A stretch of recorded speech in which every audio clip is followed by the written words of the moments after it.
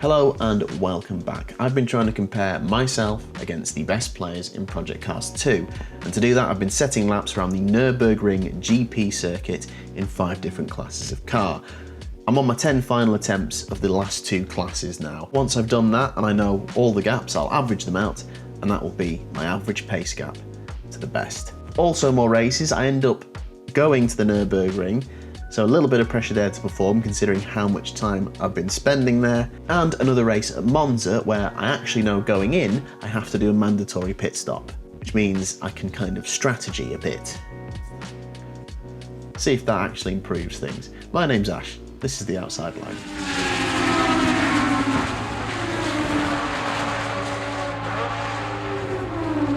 And we start with that race at the Nurburgring, so track and class of car I'm familiar with, and as I'm setting up I didn't realise I was in the presence of sim racing royalty.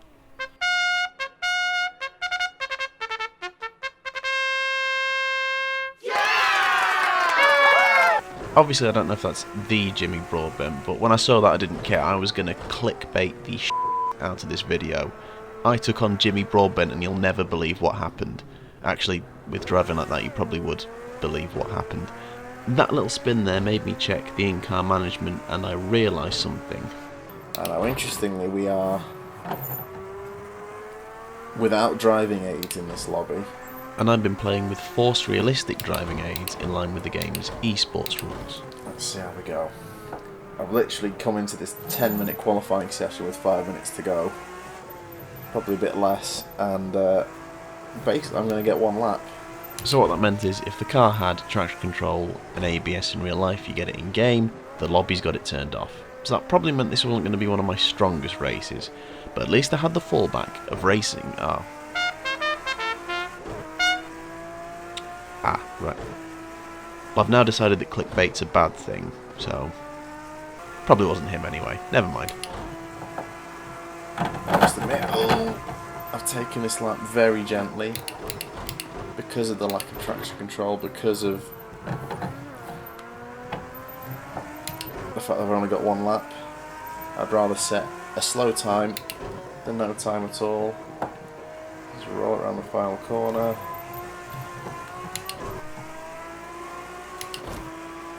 It's bad. It's a 2:06, but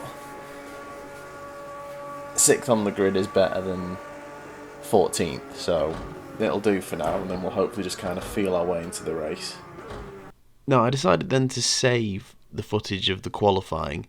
It was still saving by the time the race started, so I will reappear later. Anyway, we eventually start 7th on the grid, 11 make it to the start, and off we go. Again, a little delayed start, but not too bad. Got a Ferrari coming up the inside with us, and we'll essentially drag race them down to the first corner. Again, usually issues around this first hairpin, so decided to play a safe route around the outside, and actually it's a pretty smart move because on the inside, as you can see, mayhem all over the show. We've then got the inside line for the next corner. We've got a car on the outside and nearly run him off the road, but just about realise he's there, so give him the space. Hold the inside line for the next corner, and then take the racing line, and we're up to 4th. Just 4 wide, coming out the exit there. All 4 wheels off the track momentarily, which means we have to slow down. But we're in a bit of clear space, so we lose a little ground on 2nd and 3rd, but we are comfortably in 4th. And coming to the end of the first lap, that's where we are. Now, take a little bit too much of the curb there on the exit and lose a bit of time. We see 1 car go into the pit. At this point, that's a reminder, there is a mandatory pit stop. Make sure you go in for one of those. Guy also picks up a 10-second time penalty as he goes for his pit stop. I'm not sure why that is, but we find out later.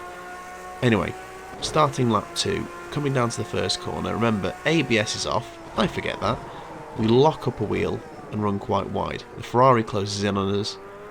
Coming out the exit of the first corner, we forget this traction control as well, and we do a little slide, and we give up 3rd place quite easily.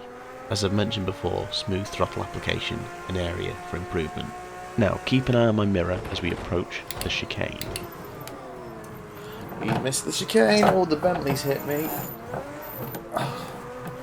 And I've got a contact warning because I got driven into that second one was probably fair because I kind of swerved back across. I don't actually know how to look left and right on this game, but he's there. I'm going to try and outbrake him into the first corner. I've outbroken myself into the first corner. That was a rookie mistake. So down to 5th we go. Yeah, it's not just improving my use of the pedals, it's being less reliant on ABS and traction control. Anyway, skip ahead to lap 4. We still have to take our pit stop. It's that same old thing. I'm starting to get a little better. But why I decide, oh, I'll just jump into this race and see how well I do. That is not who I am. It's just not who I am. I can't do it. And now we discover what the 10-second time penalty was. Last time out I discovered what a mandatory pit stop was. This is a manual one, where you have to manually slow down for the pit lane. Oh, for crying out loud. Which I did not do.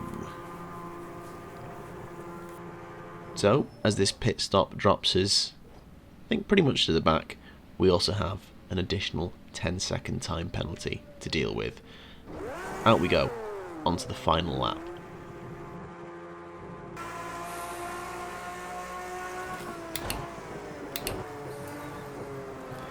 It's going to be one of those scant consolation things again. I qualified 7th and I'm going to finish 6th.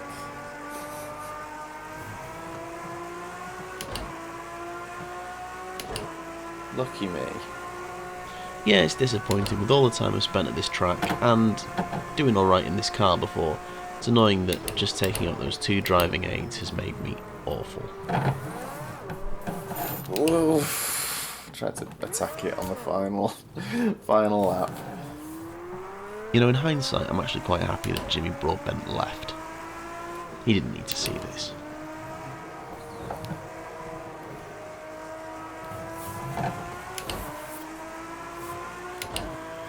Ay, ay, ay. I've been pretty happy with all my races on Project Cars 2 so far.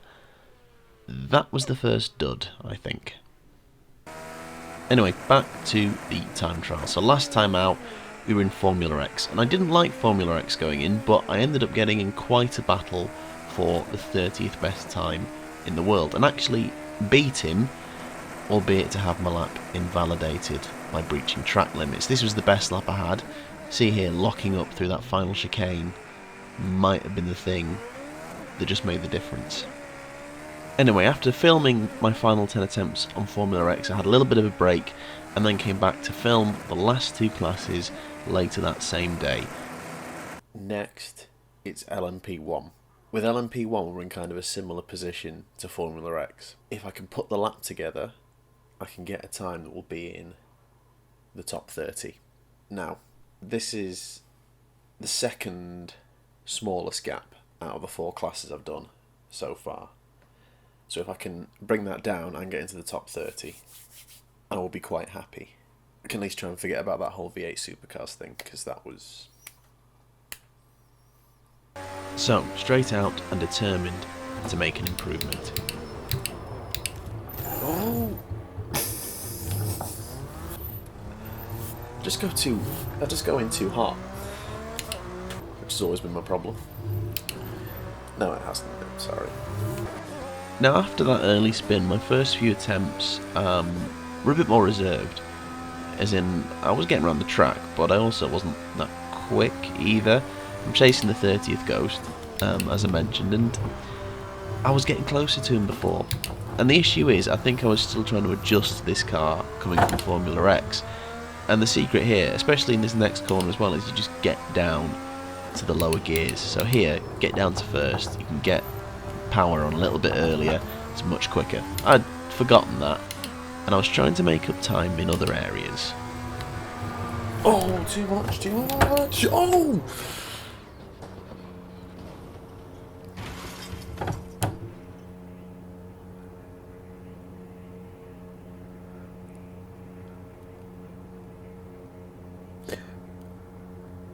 Probably should have lifted there, actually. Let's see what happens with this now. So, too much. it just snaps back the other. Wow, wow, that's it rolls, and then and then physics happens. Understandably, after that incident, I was a little wary of the Schumacher S. It had been a constant source of pain throughout my entire time trial efforts. It was exactly the same in LMP1, here making the same mistake that invalidated my Formula X lap. Too wide. But as I got back into the rhythm of driving the car, my pace did improve, and with my limited laps left, I was getting closer to him. There was maybe still a chance at a top 30 time in LMP1.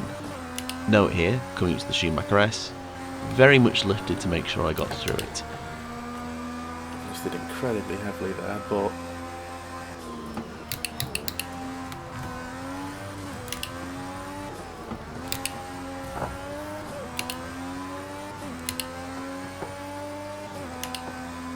I'm behind. The problem is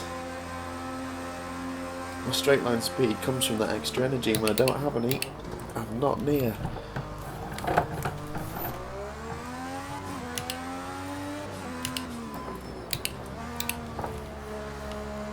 Oh, understeer in the final corner. A messy final sector cost me a chance at 30th. That was lap 9. That understeer alone cost me an improvement. So, 1 lap to go. Oh, too fast into it. Yeah. Of course not. So, another class of car I enjoyed driving, another final 10 attempts well and truly wasted. But it still brings the average down, the second smallest gap so far to the best, just GT3 to go, and I've spent plenty of time driving those cars. However, now for a race that finally isn't in one of those cars. We're in GTE now. So I'm in the room with... It's not got forced driving aids on, but it is allowing stability management and traction control and all that stuff.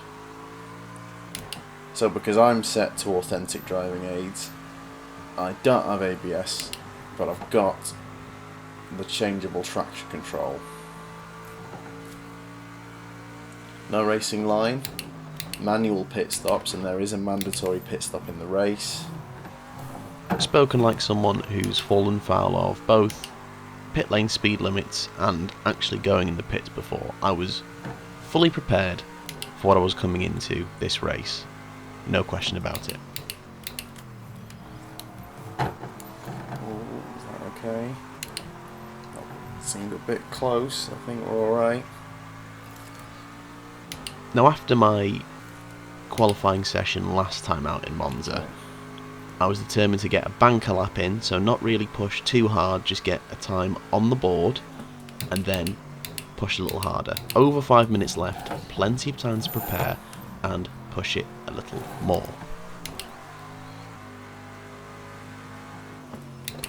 Oh, it's too late, it's way too late. Oh, binned it. Trying to push the brake in a little later for each corner. Never mind, still over 3.5 minutes left as I cross the line. Still time to improve.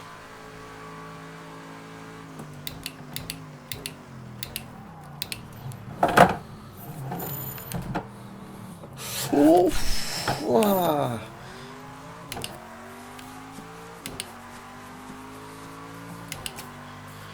Two-wheeled it.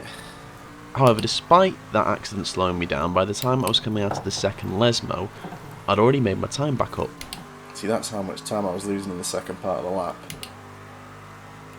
I'm a second up just from that little complex. Still so much time to be gained. And get one clean lap. Now, as I go slightly sideways into the Ascari chicane, looking at the driver tower on the top left, I'm only about 1.5 seconds off third place. So, with the time still to be gained in the rest of the lap, there is a chance at a top 3 place here. I've no idea why it thinks my potential best lap's going to be a 1:16. That seems highly unlikely. Ah, damn. Okay. Right, quick. Pit box. Let me go. Let me go again. Come on. Come on! Oh, let me go! I'm gonna run out of time! That's so annoying!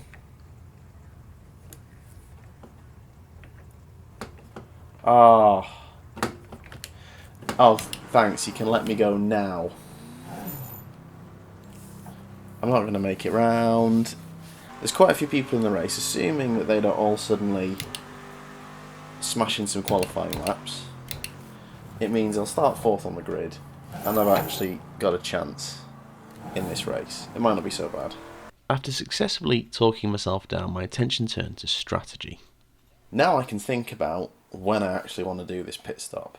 And considering I think I've got an okay pace, as long as I keep it together, there's definitely room for me to improve during the race.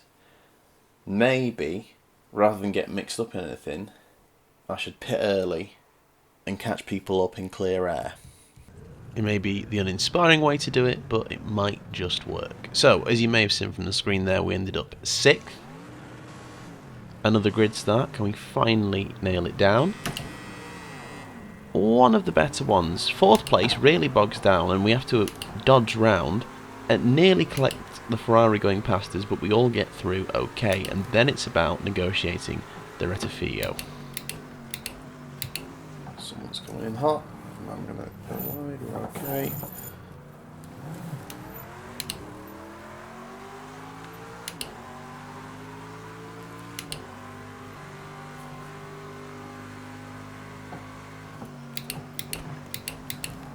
Oh, I've gone in too hot there as well.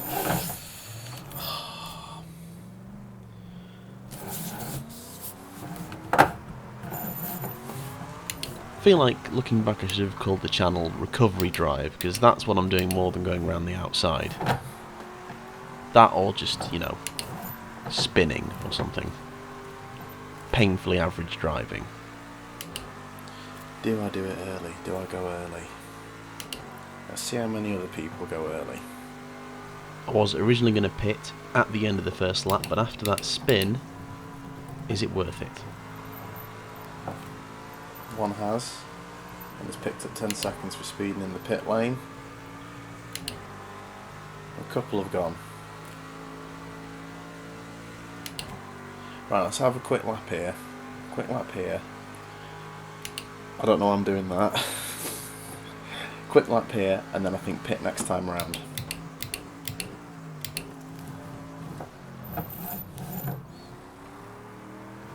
Oh, he's gone round.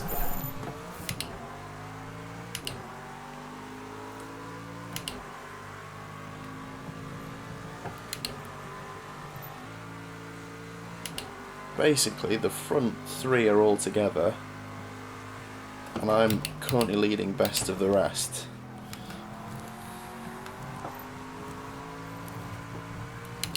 I think I'm going to get the pit stop done early. I'm doing it now.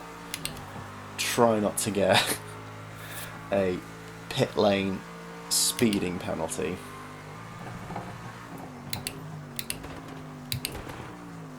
Come on, go under. Okay. I may have lost time doing that, but I'm not going to get a penalty, so that's fine. And for once, a successful and planned pit stop. Come on, yeah, I'm good. Albeit maybe not the quickest off the line. The pit stop drops us down to last, but obviously other people yet to pit. We rejoin at lap 3. This guy's going to come out of the pit lane, just ahead of me by the looks of it. Ooh. I think we're okay. Now, with the guy behind us on a 10-second time penalty, and people up ahead with other penalties, even if they've got to pit, still try to push at this point to get the gap down as much as possible. So even if we maybe weren't going to get a pit stop advantage over them, we could take the place from the fact that they tried to speed in the pit lane. And it's fair to say I was really trying to push. Enjoying going to 2 wheels in this car. Now, coming out of the second Lesmo, things all change. The leader, currently on a 1-second time penalty, goes in for his pit stop this lap, and I've checked the replay, and then for some reason gets disqualified. Don't know why. Second place then tries not to have a pit stop, and he's just disappeared, disqualified. Fourth place at the minute has a drive-through, but tries not to serve it, so as they cross the line, they also get disqualified, meaning we've just gained 3 places. There's a car coming out the pits, and we overtake them, and all of a sudden we're up to 3rd. And I've seen this whole thing, but I try not to react until after I've negotiated the chicane. Ooh, dear me. Right, I'm not sure what's happened there, but as it stands, I'm in 3rd. The guy behind me doesn't have a penalty, so I am racing him to try and keep a top 3 position. However, since we've managed to overtake him throughout the pit stop sequence, it's no surprise that by the time we approach the Ascara chicane, we're pulling away from him. We seem to have a top 3 place. Glide it through, that's alright.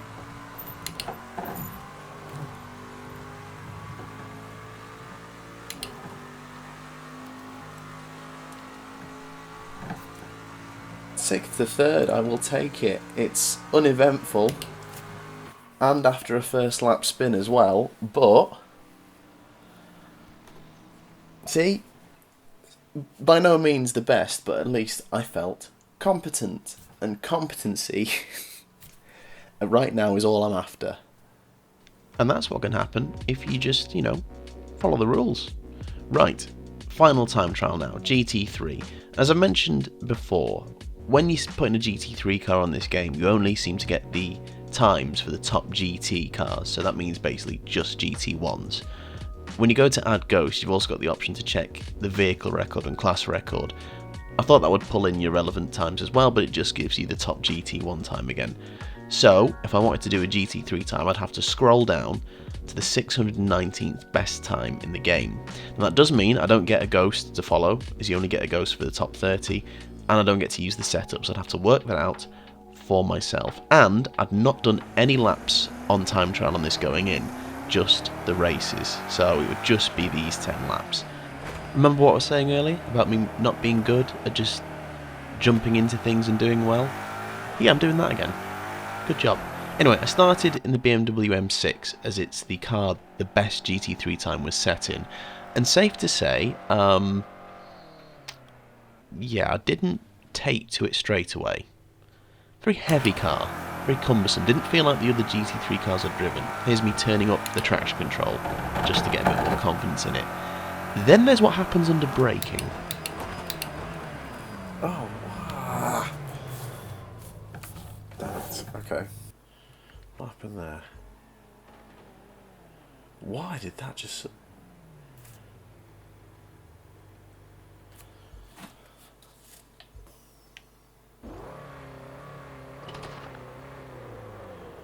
I just locked up and squirmed left and slamming on for too long. Eesh. Yeah, any answers as to why that happened, I'd love to know, because I still can't work it out. And it also wouldn't go away. Again, squirming right and ditching it. I wasn't comfortable. I've got 8 laps to go. I'm going to go for it. Sod it. That's right, I went to the GT3 Vantage. Just listen to it. It may not be the quickest GT3 car, but I thought maybe going to a car at least driven before and driven semi-well in would be the smarter move. Look, it just feels so much more nimble. I mean, I might end up being slower. I mean, based on previous form, it suggests I will end up being slower, but I'm going to enjoy these 8 laps.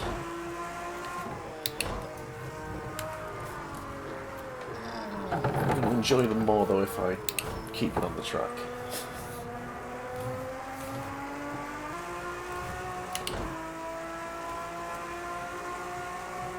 Just noticed they've animated the windscreen wiper blowing in the wind. I haven't noticed that before, and now it's literally all I can look at.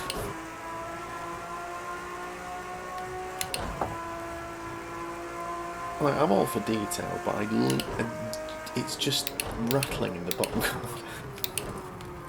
I don't want to see it. Anyway, next lap round, we set the first valid time in GT3, and I have to admit, I was thinking I would do better having been in these cars for so long. It was a bit further away than I wanted at 2 minutes 3. Lap after that though, starting to get a rhythm as we immediately went and improved that, knocked off 2 seconds. So, finding my feet in this car pretty quickly, definitely a chance to keep the times tumbling. Damn. And of course though, what would a time trial attempt be without me ditching it at the Schumacher S? Anyway, quick restart, and the lap after that, we were back on it again. Coming up to the chicane here, you can see over-rotating the car slightly, but at least going for it. Then getting very tight to the tyre wall on the inside. Could still be on the throttle a bit earlier and use a bit more of the runoff. So, competent but still room for improvement. And we drop it to 2 minutes. Okay, that's brought it down. Not loads. I'm going to try the Porsche for the last 2 laps of this. My logic here was, since I'd got my best 2 results from races, those 2 second places, in this car, maybe I'd take to this one even quicker.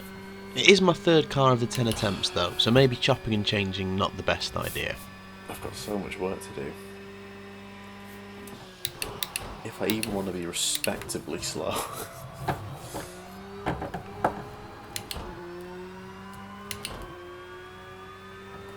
Was definitely much more controlled in this car. No, close to the tyre wall again, much more closer that time.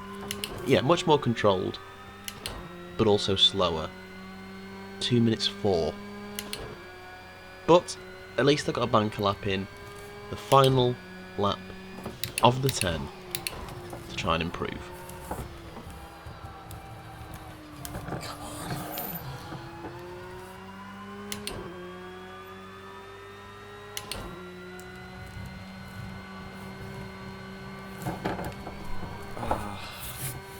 Yep, of course it ends there, at the Schumacher S.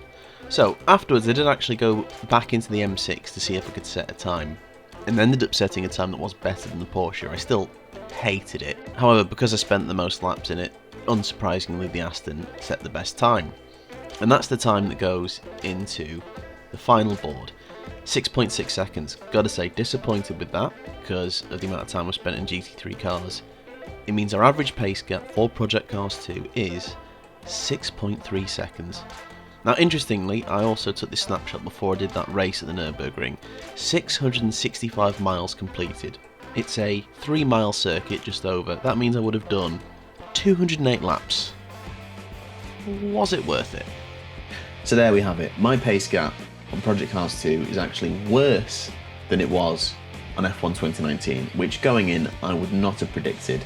I actually felt semi-competent in places on Project Cars 2. F1 2019 was a literal car crash.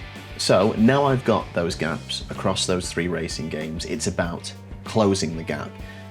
And if I'm going to be realistic, I can't really spread myself thin across all 3 games and making videos about it. So the sensible thing to do would be to pick one game, and naturally I'm going to pick the one I've done the best on. So going forward, GT Sport is the one I'm going to keep updating the pace gap on, keep racing on to try and bring that gap down.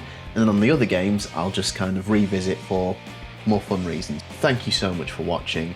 If you like the video, please do, like, subscribe, share, and comment. And hopefully, I'll see you next time where the real work begins. Thanks very much.